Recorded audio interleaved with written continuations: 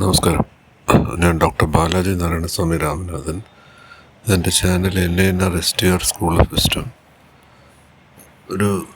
ഒരു വർഷം മുമ്പാണ് ആക്ച്വലി ഈ ചാനൽ തന്നെ തുടങ്ങുന്നത്.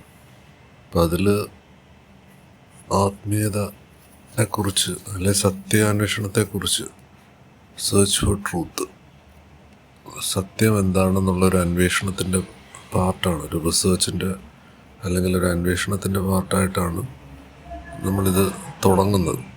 അപ്പോൾ ഇത് തുടങ്ങുമ്പോൾ തന്നെ അതിൻ്റെ പുറകോട്ടൊരു 30-35 വർഷത്തെ വായനയും അന്വേഷണവും പുസ്തകം എഴുത്തും പ്രഭാഷണവും ഒക്കെ പലതും ഉണ്ടായിരുന്നു. അപ്പം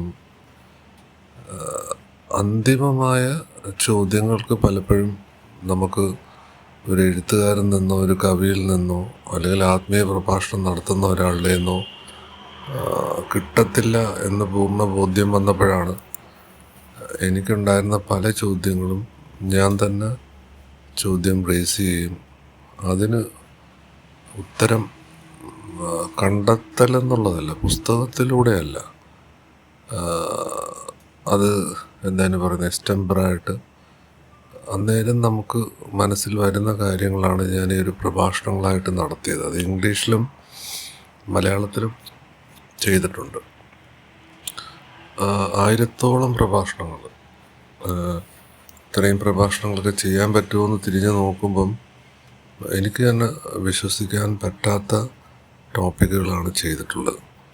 അപ്പം പലതും മറ്റൊരാൾ കേൾക്കുന്നോ ഇല്ലയോ എന്നുള്ളതല്ല, ഞാൻ പലപ്പോഴും ഈ ടോക്ക് കേൾക്കുന്ന ഒരാളാണ്. പലപ്പോഴും ഞാൻ എൻ്റെ തന്നെ ടോക്കുകൾ റാൻഡം ബേസിസിൽ ഞാൻ നമ്പർ ഇട്ടിട്ടുണ്ട്. അതിനകത്ത് വീഡിയോയിൽ ചെന്ന് നോക്കിക്കഴിഞ്ഞാൽ നമ്പറും ടൈറ്റിലും ഇട്ടിട്ടുണ്ട്. ഒരു 500 എണ്ണം പ്രൈവറ്റും ഒരു 500 എണ്ണം പബ്ലിക്കാണ്, ആർക്ക് വേണമെങ്കിലും ആക്സസ് ചെയ്യാൻ പറ്റും. അപ്പം ഇപ്പം കുറേ ദിവസമായി, 2026 ഇന്ന് 31ാമത്തെ ദിവസമാണ്. അപ്പം പ്രഭാഷണങ്ങളൊന്നും ഞാൻ വലുതായിട്ട് ചെയ്തിട്ടില്ല ഈ മാസം. ചെയ്യാത്തതിന് പ്രത്യേകിച്ച് കാരണം ഒന്നുമില്ല, ടോപ്പിക്കുകൾ പ്രത്യേകിച്ചില്ല, ഓൾറെഡി എല്ലാ ടോപ്പിക്കും ചെയ്തു കഴിഞ്ഞു. പക്ഷെ എന്നാലും ഞാനെന്താ പറയുന്നത്, എഴുത്തുകാരെപ്പോഴും പുതിയ പുതിയ ബുക്ക് എഴുതും, അല്ലെങ്കിൽ പ്രഭാഷകർ പുതിയ പുതിയ പ്രഭാഷണം നടത്തുമെന്ന് പറയുന്നത് പോലെ അല്ല. ഞാൻ ഒരു സമ്മറി എന്നുള്ള നിലയ്ക്ക് നമ്മളിത്രയും കാലം സംസാരിച്ചതെല്ലാം, നമ്മൾ ആത്മീയത ഇന്ത്യയിൽ സംസാരിക്കുമ്പോൾ ഇത് ഉപനിഷത്തിൽ എവിടെ പറയുന്നു, വേദത്തിൽ എവിടെ പറയുന്നു എന്ന് നോക്കിയിട്ടാണ് നമ്മൾ ഓരോ കാര്യങ്ങൾ പറയുന്നത്. അപ്പോൾ ഞാൻ എൻ്റെ എല്ലാ ടോക്കുകളും ബേസിക്കലി ജിദ്ദു കൃഷ്ണമൂർത്തി അല്ലെങ്കിൽ രമണ മഹർഷി, ഒരു വെസ്റ്റേൺ സൈഡിൽ പോയാൽ അല്ലെങ്കിൽ ഒരു ഫോറിൻ സൈഡിൽ അവർ ജിദ്ദു കൃഷ്ണമൂർത്തിയെ പറയും, നമ്മൾ ഇന്ത്യയിൽ രമണ മഹർഷിയെ പറയും. രണ്ടും ഒന്ന് തന്നെ. ഇനി ഓഷോ എടുത്താലും UG കൃഷ്ണമൂർത്തി എടുത്താലും ഇവരെല്ലാം പറഞ്ഞിരിക്കുന്ന ഒരേ കാര്യം തന്നെയാണ്. അപ്പം ഇതാണ് ഇതിൻ്റെ ഒരു സമ്മറി. ഇന്ന് കുറച്ച് കാര്യങ്ങൾ ഒന്ന് വെറുതെ പറഞ്ഞു പോകാമെന്ന് വിചാരിച്ചു. പുതിയതായിട്ടൊന്നുമില്ല, പഴയ പിഴിഞ്ഞ് പുതിയ കുപ്പിയിലെന്ന് പറയുന്ന പോലെയുള്ളൂ, old wine in new bottle എന്ന് പറയുന്നത് പോലെയുള്ളൂ. അപ്പം ഇതിൽ ഞാൻ നോക്കിയൊരു കാര്യം, ഈ പലർക്കും ശിഷ്യന്മാരില്ല ആക്ച്വലി. ഇപ്പം ജിദ്ദു കൃഷ്ണമൂർത്തിയുടെ അടുത്ത അവകാശി ആരാണെന്ന് ചോദിച്ചാൽ ആരുമില്ല. എന്താണ് കാരണം എന്നുള്ളത് അവിടെ നിൽക്കട്ടെ തൽക്കാലം. ശ്രീനാരായണ ഗുരു കഴിഞ്ഞ് പിന്നെ വേറൊരു ശ്രീനാരായണ ഗുരു ഇല്ല. ചട്ടമ്പി സ്വാമികൾ കഴിഞ്ഞ് പിന്നെ ഒരു ചട്ടമ്പി സ്വാമികളില്ല. രമണ മഹർഷി കഴിഞ്ഞ് പിന്നൊരു രമണ മഹർഷി ഇല്ല എന്ന് നമ്മൾ നോക്കുമ്പോൾ, അല്ലെങ്കിൽ വിവേകാനന്ദൻ കഴിഞ്ഞ് ഒരു വിവേകാനന്ദൻ ഇല്ല. പക്ഷേ രാമകൃഷ്ണ പരമഹംസരുടെ ഒരു ഫോളോവറായിട്ട് വിവേകാനന്ദനെ നമുക്ക് വേണമെങ്കിൽ കാണാം. അപ്പോൾ ഇത് എന്തുകൊണ്ടാണ് അങ്ങനെ വരാൻ കാരണം എന്നുള്ളത് തൽക്കാലം അവിടെ നിൽക്കട്ടെ. ഇനി നമ്മളെപ്പോഴും ഫോളോ ചെയ്യുന്നത് ഇപ്പം ഞാൻ ഫോളോ ചെയ്തിരുന്നതെല്ലാം ഈ ആഴ്ച ഇറങ്ങിയിട്ടുള്ള ബുക്കുകൾ, ഇൻ്റർനാഷണൽ ബുക്കുകളും നാഷണൽ ബുക്കുകളും ഒക്കെ ഇന്നെല്ലാം ഓൺലൈനിൽ നമുക്ക് ടാപ്പ് ചെയ്യാൻ പറ്റും. പുസ്തകമൊന്നും വാങ്ങിക്കണമെന്നില്ല, പഴയതാണെങ്കിലും പുതിയതാണെങ്കിലും. അപ്പം ഞാനിതിങ്ങനെ വാങ്ങിച്ചിട്ടാണ് വായിക്കുന്നത്. അപ്പം ഞാനിതിലൊന്നും, ഇപ്പം ഞാൻ നടത്തിയ പ്രഭാഷണങ്ങൾക്ക് അതീതമായി എന്തെങ്കിലും ഉണ്ടോ എന്ന് നോക്കുമ്പോൾ ഒന്നുമില്ല, ശരിക്കൊന്നുമില്ല. പിന്നെ വായനയുടെ ആവശ്യമുണ്ടോ എന്ന് ചോദിച്ചാൽ ശരിക്കും വായനയുടെ ആവശ്യമില്ല. പിന്നെ ഞാൻ ആലോചിക്കായിരുന്നു, പിന്നെ എന്തുകൊണ്ട് വായിക്കുന്നു? അത് ശരിക്കും പറഞ്ഞാൽ നമ്മൾ ഈ പ്രഭാഷണങ്ങളെല്ലാം നടത്തിയിരിക്കുന്നത് പോലെ നമ്മുടെ മനസ്സിനകത്ത് ഈ പഞ്ചേന്ദ്രിയങ്ങളുടെ സുഖം, അല്ലെങ്കിൽ പേഴ്സണാലിറ്റി എന്ന് പറയുന്ന, അതായത് യഥാർത്ഥ സത്വമല്ല, നമ്മൾ ഈ എന്താണ് പറയുന്നത്, world is a drama and we are actors എന്നൊക്കെ പറയുന്നത് പോലെ ഇതൊരു നാടകമാണ്, നമ്മൾ വെറുതെ അഭിനയിക്കുകയാണ്. കുറേ കാലം ഒരു വാടക വീട്ടിൽ താമസിക്കാൻ വന്നു, നമ്മൾ താമസിച്ചിട്ട് പോകുന്നത് പോലെയാണ് ഈ ശരീരം. അത് 50 or 100 വർഷം മാക്സിമം അതിൻ്റെ ഒരു എക്സ്പയറി ഡേറ്റ് എന്ന് പറയുന്നത് പോലെ. അപ്പം എന്താണ് ഇതിനകത്ത് നമ്മൾ അനലൈസ് ചെയ്യുമ്പം, ഇപ്പം ഞാൻ എന്നെ അനലൈസ് ചെയ്യുമ്പം ഈ വായന, ആൾക്കാർ പറയുന്ന വായന നല്ലതാണ്, ശരിയാണ്. എപ്പോഴും നമ്മുടെ ബ്രെയിൻ ആക്ടിവിറ്റിക്കും മറ്റുമൊക്കെ വായന നല്ലതാണ്.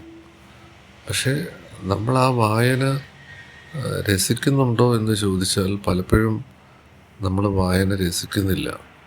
എന്ന് പറഞ്ഞാൽ നമ്മളത് എക്സ്പീരിയൻസ് ചെയ്യുന്നില്ല. പലപ്പോഴും ഇപ്പം നമ്മുടേതായ ചില തോട്ടുകളുണ്ട്, നമ്മളിത് അതുമായിട്ട് മാച്ച് ചെയ്യാൻ നോക്കുകയാണ്. ഒരു ഇമേജിങ് പ്രോസസ്സാണ് നമ്മളത് നടത്തുന്നത്.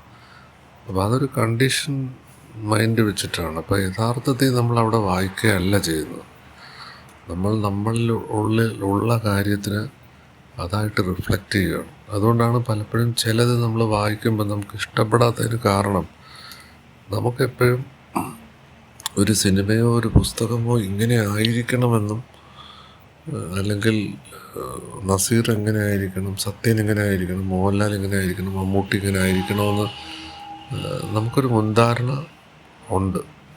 അപ്പം അതിന് വിപരീതമായിട്ട് വരുമ്പോഴാണ് നമുക്ക് ഇഷ്ടപ്പെടാത്തത്. പക്ഷേ കലയെ അല്ലെങ്കിൽ ഒരു പുസ്തകത്തെ നമ്മൾ വളരെ ഒറിജിനലായിട്ട് കണ്ടാൽ നമുക്കെല്ലാം ആസ്വദിക്കാൻ പറ്റും. ഇപ്പം ജീവിതവും അങ്ങനെയാണ്. നമ്മുടെ എല്ലാ കാര്യവും, നമ്മളിപ്പം രാവിലെ ദോശ കഴിക്കുന്ന ഒരാൾക്ക് ഇഡ്ഡലി കൊടുത്താൽ അയാൾ കഴിക്കത്തില്ല. പിന്നെ ഇഡ്ഡലി കഴിക്കുന്ന ഒരാൾക്ക് ദോശ കൊടുത്താൽ കഴിക്കത്തില്ല. ഇത് നമ്മൾ തന്നെയാണെന്ന് വിചാരിച്ച് നോക്കൂ. അപ്പം നമ്മൾ എന്താണ്, ആഹാരത്തെയാണോ കഴിക്കുന്നത്, അല്ലെങ്കിൽ ദോശയാണോ ഇഡ്ഡലിയാണോ കഴിക്കുന്നത്? ഭയങ്കര രസമല്ലേ? ഒരേ മാവ് തന്നെ, പക്ഷേ നമ്മുടെ ഉള്ളിൽ അല്ലെങ്കിൽ ഒരു മുൻധാരണയുണ്ട്. ദോശയ്ക്കൊരു ടേസ്റ്റ് ഉണ്ടെന്നും ഇഡ്ഡലിക്ക് വേറൊരു ടേസ്റ്റാണെന്നും, അല്ലെങ്കിൽ ഇഡ്ഡലിയാണ് ടേസ്റ്റ് കൂടുതലെന്നും ദോശയ്ക്ക് ടേസ്റ്റ് കുറവാണെന്നും ഒക്കെയുള്ളൊരു കണ്ടീഷൻ മൈൻഡുണ്ട് നമുക്ക്. ഇത് നമ്മുടെ മനസ്സിൽ കൊച്ചുനാളിലേക്ക് കയറിയിട്ടുള്ള ചില കാര്യങ്ങളാണ്. ഒരു 6-7 വയസ്സ് വരെയുള്ള കാര്യങ്ങളാണ് നമ്മൾ പലപ്പോഴും നമ്മളിൽ റിഫ്ലക്റ്റ് ചെയ്യുന്നത്. ശ്രദ്ധിച്ച് നോക്കി അറിയാം. ചില ആൾക്കാരുണ്ട്, ഒരു മുണ്ട് മാത്രമേ യൂസ് ചെയ്യത്തുള്ളൂ, ചിലർ പാൻറ്റ് യൂസ് ചെയ്യുന്നവരുണ്ട്. ഞാൻ ഇന്ത്യയിലാണ് പറയുന്നത്, വിദേശത്തെ കാര്യമല്ല പറയുന്നത്. അപ്പം എന്താണ് ഇവർക്ക് ഇതെന്ന് ചോദിച്ചാൽ നമ്മൾ അവരോട് ചോദിക്കുമ്പോൾ അത് ശീലിച്ചു പോയി അങ്ങനെ. ഇനി ഇത് രണ്ടും ഉപയോഗിക്കുന്നവരുണ്ട്. അപ്പം ഇത് ചിലർക്ക് ചില പ്രത്യേക ഡ്രസ്സിനോട്, ജുബയോട്, മുണ്ടിനോട്, ചിലർക്ക് ടീഷർട്ടിനോട്. അപ്പം ഇതെല്ലാം നമ്മൾ ഓരോരുത്തരെ ശ്രദ്ധിച്ചാൽ അറിയാം. അവരുടെ ജീവിത സാഹചര്യവും അവർ പ്രാക്ടീസ് ചെയ്തിട്ടുള്ള ചില കാര്യങ്ങളനുസരിച്ചിട്ടാണ്. ഇവരിത് ആസ്വദിക്കുന്നുണ്ടോ ഇല്ലയോ എന്നുള്ളത് വേറൊരു കാര്യം. അപ്പം ഇതിൽ നിന്ന് മാറി ഇവർ ചിന്തിക്കുന്നോ എന്ന് ചോദിച്ചാൽ ഇവർ മാറി ചിന്തിക്കത്തില്ല. ഒന്നും വേണ്ട, നമ്മൾ ഉച്ചയ്ക്ക് കഴിക്കുന്ന ചോറ് കാർബോഹൈഡ്രേറ്റ്സ് ആണ്. ഇത്രയും ചോറ് കഴിക്കേണ്ട ഒരു കാര്യമില്ല.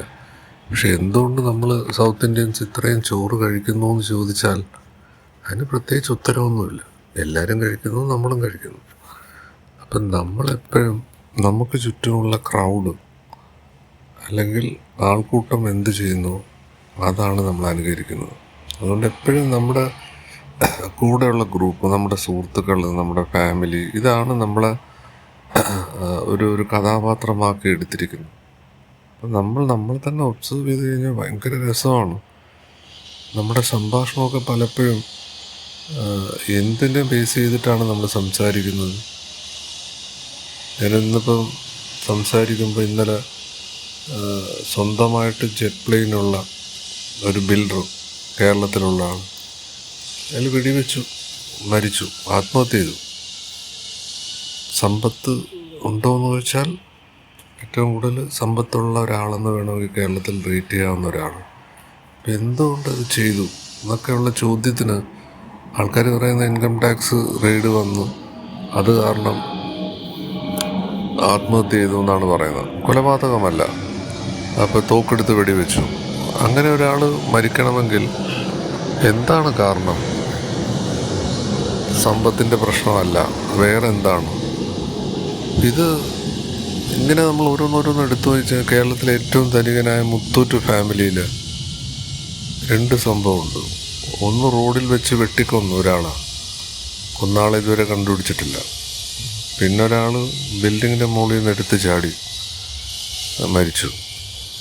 അതും ഇതുപോലെ ID റെയ്ഡോ ഒക്കെ പറയുന്നുണ്ട്. പക്ഷേ സത്യമൊന്നും നമുക്ക് അറിഞ്ഞുകൂടാ. ശരിക്കും പറഞ്ഞു, പണ്ട് ഈസ്റ്റ് വെസ്റ്റ് ട്രാവൽസ് എന്ന് പറഞ്ഞ കേരളത്തിലെ ഒരാൾ തുടങ്ങിയത്, അയാളെ വെടിവെച്ച് കൊന്നു.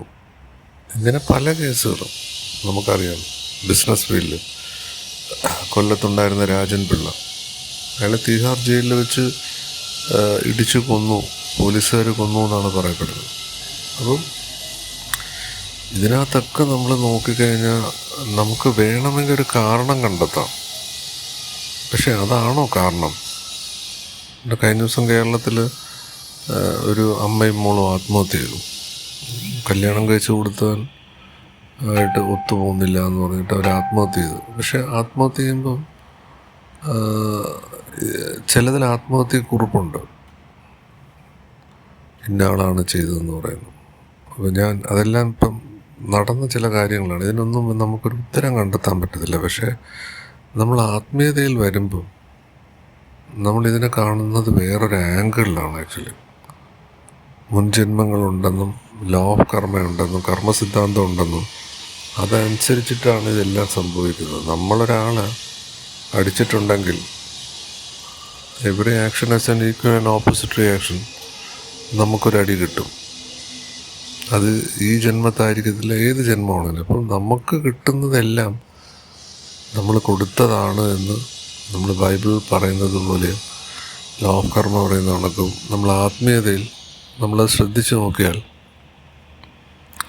നമ്മളെല്ലാം അംഗീകരിക്കും. ആ ഒരു ലെവലിൽ നോക്കുകയാണെങ്കിൽ. അല്ലാതെ അദ്വൈതത്തിലിവിടെ 2 ഇല്ല, ഒന്നേ ഉള്ളൂ എന്നുള്ള ആ ഒരു ലെവലിൽ നമ്മൾ നോക്കുകയാണെങ്കിലും നമ്മൾ വേറൊരു ആംഗിളിലാണ്. അവിടെ നമ്മൾ പറയുന്നത് നമ്മളൊരു യാത്രയിലാണ്, ഒരു 50 വർഷം 100 വർഷത്തെ ഒരു യാത്രയിലാണ്. ഈ യാത്രയിൽ നമ്മളൊരു വാഹനത്തിൽ, ഒരു ട്രെയിനിൽ കയറിയെന്ന് വിചാരിക്കുക, ഒരു ഫ്ലൈറ്റിൽ കയറിയെന്ന് വിചാരിക്കുക, അല്ലെങ്കിൽ ഒരു കപ്പലിൽ കയറിയെന്ന് വിചാരിക്കുക. നമ്മളെന്തായിരിക്കും ചെയ്യുന്നത്? നമ്മളെ കൊണ്ട് കുറച്ച് എന്താണ് പറയുക, തുണിയും കുറച്ച് സാരികളും, ഒരു ബാഗ് നമ്മുടെ കയ്യിൽ കാണും. പണ്ട് സഞ്ചി എന്നൊക്കെ പറയുമായിരുന്നു, ഇപ്പോൾ ബാഗ്, സൂട്ട് കേസ് എന്നൊക്കെ പറയാം. അത് നമ്മൾ ആ ട്രെയിനിൽ താഴെ വെക്കുകയോ അല്ലെങ്കിൽ നമ്മൾ തലയിൽ വെക്കുകയോ. ട്രെയിനിൽ കയറുന്നവർ ചിലപ്പം തലയിൽ വെച്ചിട്ടായിരിക്കും നമ്മൾ കയറിയത്, അല്ലെങ്കിൽ ചുമന്നുകൊണ്ടായിരിക്കും പോകുന്നത്. അത് നമ്മളവിടെ വെച്ചല്ലേ യാത്ര ചെയ്യും. ഇതാണ് നമ്മുടെ ജീവിതയാത്ര. ജീവിതയാത്രയിൽ നമ്മളിങ്ങനെ പോയിക്കൊണ്ടിരിക്കുകയാണ്. പക്ഷേ നമ്മുടെ ചിന്തകൾ ആണ് നമ്മുടെ ചുമട്. അത് നമ്മൾ വിടാൻ തയ്യാറല്ല. അത്രയേ ഉള്ളൂ. 60,000 ചിന്തകളിലൂടെ നമ്മൾ കടന്നു പോന്നു. ആ ചിന്തകളില്ലാതെ പോയാൽ മതി. നമ്മളെന്ത് ചെയ്യുന്നു, എവിടെ നിൽക്കുന്നോ അത് തന്നെയല്ലേ സ്വർഗം. പലരെയും കണ്ടിട്ടില്ലേ, കടൽ തീരത്ത് പോയി കടലിനെ കാണണം, അത് കാണുമ്പോൾ ഒരു പ്രത്യേക സുഖമുണ്ട്. എന്താ വീട്ടിലിരിക്കുമ്പോൾ ആ സുഖം കിട്ടുന്നില്ലേ? അത് നമ്മൾ അന്വേഷിക്കണം എന്തുകൊണ്ടാണ്. മഴ പെയ്യുമ്പോൾ ചിലർക്ക് ഭയങ്കര അനുഭൂതിയുണ്ട്, മഴയില്ലാത്തപ്പോഴും അവർക്കതില്ല. അപ്പം അതെങ്ങനെ സംഭവിക്കുന്നു എന്ന് വെച്ചാൽ അതാണ് ശരിക്കും ഇവർ പറയുന്ന കണ്ടീഷൻ മൈൻഡ്. നമുക്ക് ചിലതിനോട് ഒരാസക്തി, ആക്രാന്തവും ഉണ്ട്. അല്ലെങ്കിൽ ഇവർ പറയുന്ന ഡിസയർ, ആഗ്രഹങ്ങളാണ് എല്ലാ ദുഃഖത്തിനും കാരണം. അപ്പം നമ്മൾ എടുത്തു നോക്കിക്കഴിഞ്ഞാൽ, നമ്മളൊരു ദിവസം തുടങ്ങിയാൽ നമുക്ക് ചായയോ കാപ്പിയോ കുടിക്കുന്ന ഒരാളാണെങ്കിൽ, ആരെങ്കിലും കൊണ്ടുവന്ന് നമുക്ക് തരുന്നതാണെങ്കിൽ, അത് കിട്ടിയില്ലെങ്കിൽ നമുക്ക് എന്താണ് നമ്മുടെ ആറ്റിറ്റ്യൂഡ്? അപ്പം അത് കഴിഞ്ഞ് നമ്മുടെ വേഷം അല്ലെങ്കിൽ ഡ്രസ്സ്, അത് തേച്ച് മിനുക്കി ഒരാൾ കൊണ്ട് വെക്കുന്നതാണെങ്കിൽ, ആ തേച്ചിരിക്കുന്നത് വൃത്തിയായില്ലെങ്കിൽ നമ്മളെങ്ങനെ പ്രതികരിക്കുന്നു? ഇതെല്ലാം നമ്മൾ ഓരോന്നോരോന്നും എടുത്ത് നോക്കിക്കഴിഞ്ഞാൽ നമുക്ക് ചിലതിനോട് ഇഷ്ടമുണ്ട്. ഇത് കൊള്ളാം, ഈ ഭക്ഷണം കൊള്ളാം, ഇത് കൊള്ളത്തില്ല എന്ന് നമ്മളിതിനെ അവലോകനം ചെയ്യും. ഈ ഒരു പ്രോസസ്സാണ് ശരിക്കും നടക്കുന്നത്. ഇവിടെ നമ്മൾ പറഞ്ഞു വരുന്നത്, ഈ യാത്രയിൽ നമ്മളൊരു ട്രെയിനിൽ യാത്ര ചെയ്യുമ്പം നമ്മുടെ ലഗേജ് എടുത്ത് നമ്മൾ താഴെ വെക്കണം, അതുപോലെ ആയിരിക്കണം. ഇത് നമ്മൾ ഓരോ ദിവസവും അനലൈസ് ചെയ്യുമ്പോൾ, ഞാനിപ്പോൾ ഈ കഴിഞ്ഞ 30 ദിവസവും വളരെ ക്ലോസ് ആയിട്ട് ഞാനിത് ഒരു സെൽഫ് എൻക്വയറി എന്നുള്ള പ്രോസസ്സിൽ ഞാനിതൊന്ന് ചെയ്തു നോക്കി. അപ്പം എവിടെയാണ് നമുക്ക് ദേഷ്യം വരുന്നത് എന്ന് നമ്മൾ പലപ്പോഴും അനലൈസ് ചെയ്യുമ്പോൾ ദേഷ്യം വരുന്നില്ല. എന്തുകൊണ്ടാണ്? നമുക്കിത് വളരെ വ്യക്തമാണ്. ഒരാൾ നമ്മളോട് നല്ലതായിട്ട് പെരുമാറിയാലും ചീത്തയായിട്ടും പെരുമാറിയാൽ അതൊരു സിനിമയിലെ സ്ക്രിപ്റ്റ് അനുസരിച്ചല്ലേ ആ പെരുമാറ്റം. നമ്മൾ ആ സ്ക്രീനല്ലേ, നമ്മൾ ഒരിക്കലും നശിക്കാത്ത എനർജിയല്ലേ. എനർജി കൂടുന്നും കുറയുന്നില്ല. E=mc². ഏത് കൊച്ചു കുട്ടിക്കും അറിയാം ഈ ഫിസിക്സ്. ഇതെന്തുകൊണ്ട് നമ്മൾ നമ്മുടെ ശരീരത്തിന് അപ്ലൈ ചെയ്യുന്നില്ല? അത് അപ്ലൈ ചെയ്ത് നോക്കുമ്പോൾ അത് ഗംഭീരമായിട്ട് വർക്ക് ചെയ്യുന്നുണ്ട്. ഇന്ന് ശരിക്കും 31ാമത്തെ ദിവസമാണ്. നല്ലവണ്ണം വർക്ക് ചെയ്യുന്നുണ്ട്. പിന്നെന്താ, ആർക്കെങ്കിലും നമ്മൾ സഹായത്തിന് പൈസ കൊടുക്കും, ശ്രദ്ധിച്ചു നോക്കിയാൽ പലരും തിരിച്ചു തരത്തില്ല, പറയുന്ന സമയത്ത് തിരിച്ചു തരത്തില്ല. നമുക്ക് 2 ഓപ്ഷനേ ഉള്ളൂ. ഞാൻ എടുത്തിരിക്കുന്ന ഓപ്ഷൻ 2000, 5000, 10,000 രൂപ വരെ കൊടുക്കും. ഒരാൾ തന്നില്ലെങ്കിൽ പോട്ട്, ഇനി അയാൾ നമ്മളോട് ചോദിക്കത്തില്ലല്ലോ. ഇതായിരിക്കണം നമ്മുടെ ആറ്റിറ്റ്യൂഡ്. ഈ വാങ്ങിക്കുന്നവർ ഇതൊരു ശീലമാണ്. അവർ പലരുടെയിൽ നിന്നും വാങ്ങിക്കും, അവർ പലർക്കും തിരിച്ചു കൊടുക്കത്തില്ല. എനിക്കൊരു 2 വർഷം ഒരു വീട്ടിൽ ജോലിക്ക് വന്ന ഒരു ആശുപത്രി കേസാണ്, ഒരാഴ്ചക്കകം തരാമെന്ന് പറഞ്ഞു. 2 വർഷമായി. 500 രൂപ വെച്ച് തരാൻ പറഞ്ഞു, 250 രൂപ വെച്ച് തരാൻ പറഞ്ഞു. തന്നിട്ടില്ല. ഇപ്പോൾ വിളിക്കുമ്പോഴേ അവർ തരാമെന്നാണ് പറയുന്നത്. ഒരു ലോൺ അപ്ലൈ ചെയ്തിട്ടുണ്ടെന്നാണ് പറയുന്നത്. അവർ തരുന്നെങ്കിൽ തരട്ടെ, ഇനി തന്നില്ലെങ്കിൽ പോട്ടെ എന്ന് നമുക്കൊരു ആറ്റിറ്റ്യൂഡ് വേണം. അപ്പം നമ്മൾ തന്നെയാണ് ഓരോ കാര്യത്തിനെയും, നമ്മൾ തന്നെയാണ് പൈസ കൊടുത്ത് കടിക്കുന്ന പട്ടിയെ വാങ്ങിക്കുന്നത്. അപ്പം ഇവിടെ കടിക്കുന്ന പട്ടി എന്ന് പറഞ്ഞാൽ പൈസ കൊടുത്താണ് നമ്മൾ ഓരോ ആഗ്രഹങ്ങൾ, അത് നിസ്സാരമായ പേന ആയിക്കോട്ടെ, വില കൂടിയ പേന ആയിക്കോട്ടെ, ഇനി ഓരോരുത്തരെയും ശ്രദ്ധിച്ച് നോക്കി അറിയാം. ഇനി അത് സ്വർണ്ണമായിക്കോട്ടെ, വെള്ളി ആയിക്കോട്ടെ, ബാങ്ക് ഡെപ്പോസിറ്റ് ആയിക്കോട്ടെ, പൈസ ആയിക്കോട്ടെ, വസ്തു ആയിക്കോട്ടെ, ഇതെല്ലാം ശരിക്കും നമുക്ക് സുഖമാണോ തരുന്നത്? ശ്രദ്ധിച്ച് നോക്കിയാൽ അല്ല. കാര്യം എനിക്ക് പേഴ്സണൽ എക്സ്പീരിയൻസ് ഉണ്ട്. നമ്മൾ കൊച്ചുനാൾ തൊട്ടേ നമുക്ക് ഈ വസ്തു അല്ലെങ്കിൽ അതിൽ നിന്നുള്ള വരുമാനം, അപ്പം ആ ഒരു കാറ്റഗറിയിൽ വന്നിട്ടുള്ളതുകൊണ്ട് ഇതിൻ്റെ എല്ലാം കൂടെ നമുക്ക് മനസ്സമാധാനക്കേട് തരും. അതിപ്പോൾ ഒരു കാറാണെങ്കിൽ അതിന് മെയിൻ്റനൻസ് ഉണ്ട്, ടയർ മാറണം, ബാറ്ററി മാറണം. വീടാണെങ്കിൽ പെയിൻ്റ് അടിക്കണം, അല്ലെങ്കിൽ പുല്ല് കിളിക്കും, അല്ലെങ്കിൽ ഇങ്ങനെയുള്ള കാര്യങ്ങളുണ്ട്. അപ്പോൾ അത് ഒന്നിൽ കൂടുതലാവുമ്പം ഇത് മാനേജ് ചെയ്യുമ്പം അതിൻ്റേതായ ഒരു ലെവൽ അതിനകത്ത് വരും. എത്രത്തോളം നമ്മൾ ആഗ്രഹങ്ങളുടെ പുറകെ പോകുന്നു അത്രത്തോളം നമുക്ക് ദുഃഖം വരും. അത് സത്യമാണ്. അതേത് കാര്യമായിക്കോട്ടെ. ഇപ്പം സ്വർണം, ഇപ്പോൾ നമ്മുടെ കയ്യിലൊരു 500 കോടിയുണ്ട്, അല്ല 500 പവനുണ്ടെന്ന് വിചാരിക്കും. 500 പവനോ 1000 പവനോ ഒക്കെ ഉള്ളവർ നമ്മുടെ ഫാമിലിയിൽ ഇഷ്ടം പോലെ ഉണ്ട്. അപ്പം ഇവരെയൊക്കെ എനിക്കറിയാം. പേഴ്സണലി സംസാരിക്കുമ്പം ഇവർ സന്തോഷമുണ്ടോയെന്ന് ചോദിച്ചാൽ സന്തോഷമൊന്നും ഇവർക്കില്ല. ആക്ച്വലി ഇവരിങ്ങനെ ഇവരുടെ കാലശേഷം ഇത് ആർക്ക് കൊടുക്കും, ഇനി ഇതെന്ത് ചെയ്യും, എവിടെ സൂക്ഷിക്കും, ലോക്കറിൽ കൊണ്ട് വെക്കണം, എടുക്കണം, ഇങ്ങനെയുള്ള ടെൻഷൻ ഇവർക്ക് ഉണ്ട്. ഇനി ബാങ്കിൽ ഡെപ്പോസിറ്റ് ഉള്ളവരോ പുതിയ ഇതനുസരിച്ച് ഓൺലൈനിൽ ആരെങ്കിലും കൊണ്ടുപോകും. അപ്പം പേടിയാണ് ഇതിൻ്റെ എല്ലാം ബേസസ്. നമുക്കൊരു സെക്യൂരിറ്റി വേണം. ഒരാളാണെങ്കിൽ ഇത്ര ഡെപ്പോസിറ്റ് വേണം, അല്ലെങ്കിൽ ഇത് വേണം, ഇന്നതുണ്ടെങ്കിൽ അയാൾ ജീവിതത്തിൽ സക്സസ്ഫുള്ളാണ് എന്നൊക്കെ ആരാണ് തീരുമാനിച്ചിരിക്കുന്നത്? ശരിക്കും പറഞ്ഞാൽ നമ്മളെ കൊണ്ട് ഈ എന്താണ് പറയുന്നത്, അല്ല തുമ്പിയെ കൊണ്ട് കല്ലടിപ്പിക്കുന്ന പോലെ ഇവരെല്ലാ കാലത്തും സമൂഹം നമ്മുടെ ഇത് പോരാ, നിങ്ങൾ ഇന്നത് ചെയ്യണം, കല്യാണം കഴിച്ചില്ലേ കല്യാണം കഴിക്കണം, ഇനി കുട്ടികൾ ഒരു കുട്ടിയുണ്ടെങ്കിൽ ഒരു കുട്ടി പോരാ, ഇതൊക്കെ ഇവരാരാ പറയാൻ? അപ്പം ഇതെല്ലാം ഓരോ സ്ഥലത്ത്, ഇന്ത്യയിൽ ഇങ്ങനെ പറയും, അമേരിക്കയിലോ കാനഡയിലോ ചെന്നാൽ അവിടെ ലിവിങ് ടുഗദർ പറയും. എന്തായാലും ഇതൊരു യാത്രയാണ്. ഇനി ഈ നാടകത്തിൽ നമ്മൾ എങ്ങനെ അഭിനയിക്കണം, എന്ത് ചെയ്യണം, നമ്മളാ തീരുമാനിക്കേണ്ടത്.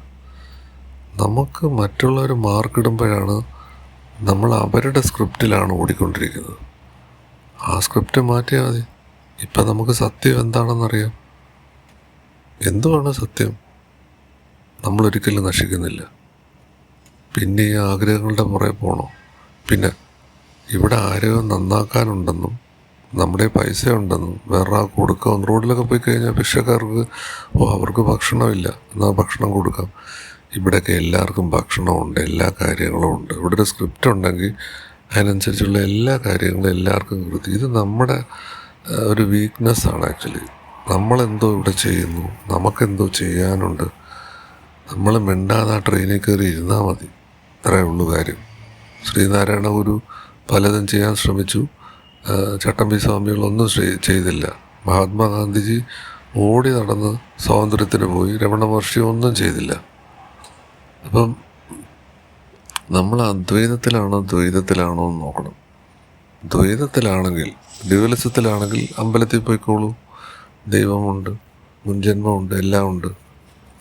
ഇനി അദ്വൈതത്തിലാണെങ്കിൽ, മോണസത്തിലാണെങ്കിൽ ഇതൊന്നുമില്ല. വളരെ വ്യക്തമാണ്. പിന്നെ ആകെയുള്ളത് നമ്മൾ നീന്തൽ പിടിച്ച് കരയ്ക്ക് നിൽക്കണോ വെള്ളത്തിൽ ചാടണോ എന്നുള്ളതാണ്. ഞാനെന്തായാലും ഒന്ന് ചാടി നോക്കി, സംഭവം വർക്ക് ചെയ്യുന്നുണ്ട്. ഞാനിവിടെ അവസാനിപ്പിക്കുകയാണ്. ആരെങ്കിലും സബ്സ്ക്രൈബ് ചെയ്തിട്ടില്ലെങ്കിൽ സബ്സ്ക്രൈബ് ചെയ്യുക. ആർക്കെങ്കിലും ഗുണകരമായി തോന്നുമെങ്കിൽ അവർക്ക് ഫോർവേഡ് ചെയ്യാം. Thank you.